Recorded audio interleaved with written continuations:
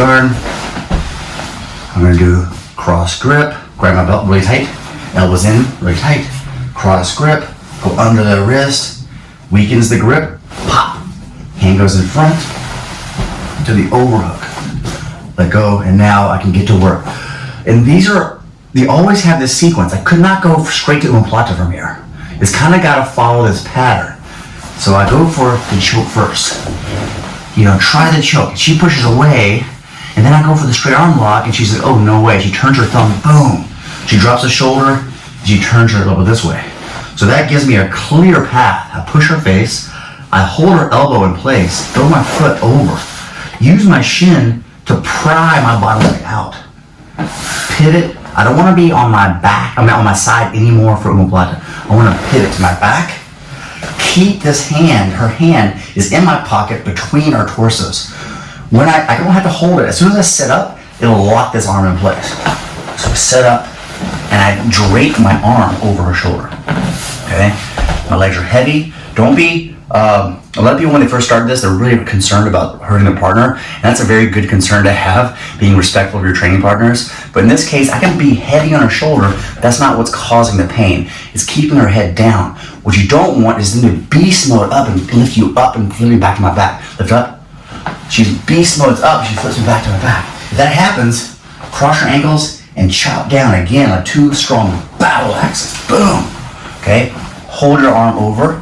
Now here's the part where a little bit of flexibility work can come into play. A lot of people who are new have a hard time bringing their feet in this situation. So this is something you can practice on the floor by yourself.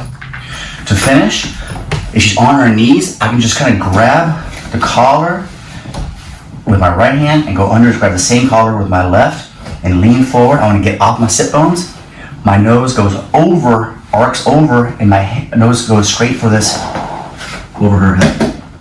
Okay, like this. Sometimes I'll just grab like this. It's good to have, if the gi's there, or let's use gi. There's a gi class, so let's kind of use the gi, okay? You can also get an S grip under her shoulder, okay, like that.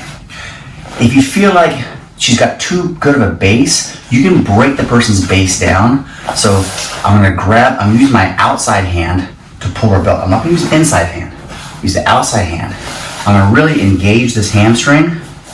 I'm gonna drag her to her chest and go back to my position and lean forward, okay?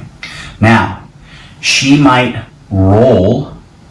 If I am late to this and she managed to find her base and roll over her shoulder, can you get on her knees and roll? Is your chin roll? Yeah. Okay. That's not a big deal. Let's go back a little with me. I'm gonna collect my feet under again. So I sit, and I'm gonna re-roll and refine this Omoplata. My focus being on keeping this elbow off the floor. So I do a tight roll over my near shoulder. And I come back. This time I'll find that arm and I'll find the way back to my position. Okay, so she got out briefly. Turn this way a little bit. She got out briefly, but I quickly re-rolled and got back into control of the situation. All right, so that's technique number 3, which is the Omoplata. All right, number 2. So I have my overhook here. Go for the lawnmower choke. Look at my angle. Start choking. Start over the arm lock. She turns her elbow down. Or elbow up, shoulder down. Okay? Push.